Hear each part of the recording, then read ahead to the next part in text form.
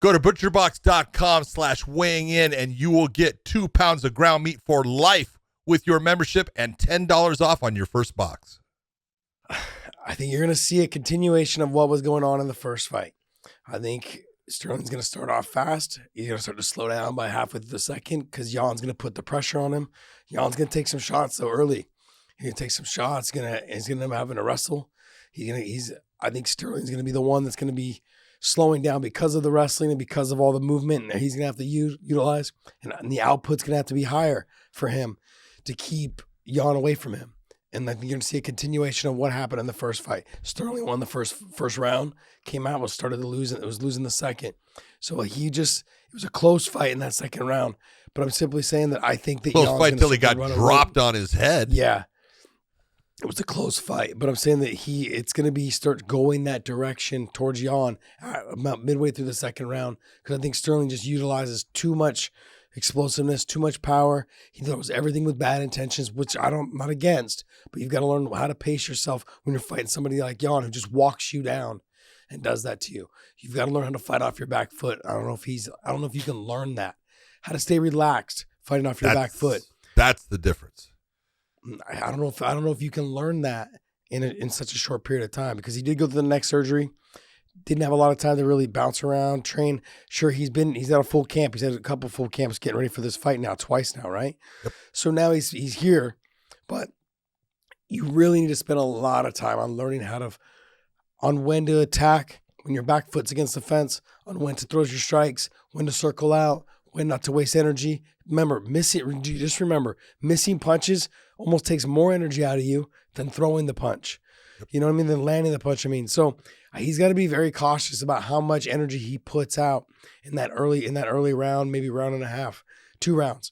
He's got to be careful because that 3rd, 4th, and 5th is when Yan's going to really start putting it on. I look at this fight, and Aljamain has talked a whole lot of stuff about Petr.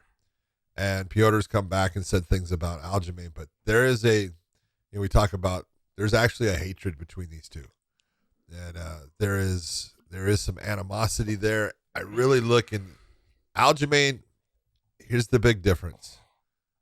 No matter what anyone says, Aljamain knows what was going on in that first fight. He knows. It doesn't matter what anyone comes up with, what excuses there are, what foul was committed or any of that.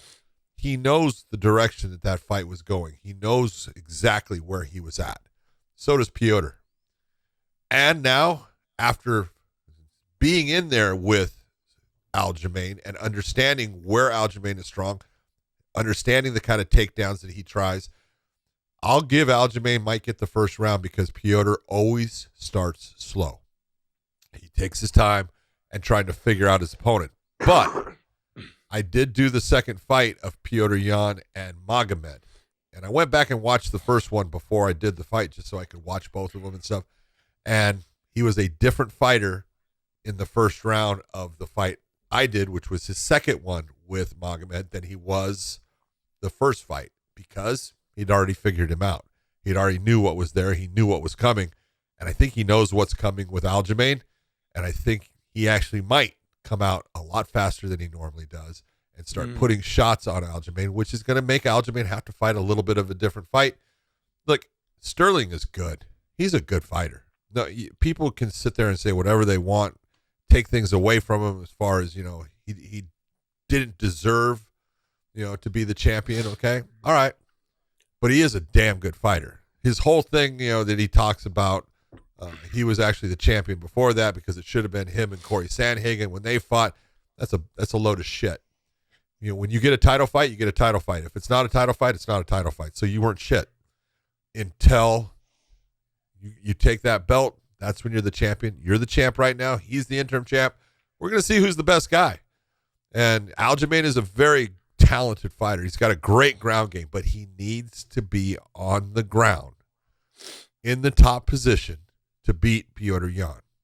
I don't think he can do that very often in this fight if he can do it at all. If he does get him down, do you think he can hold him down? Nope. I don't.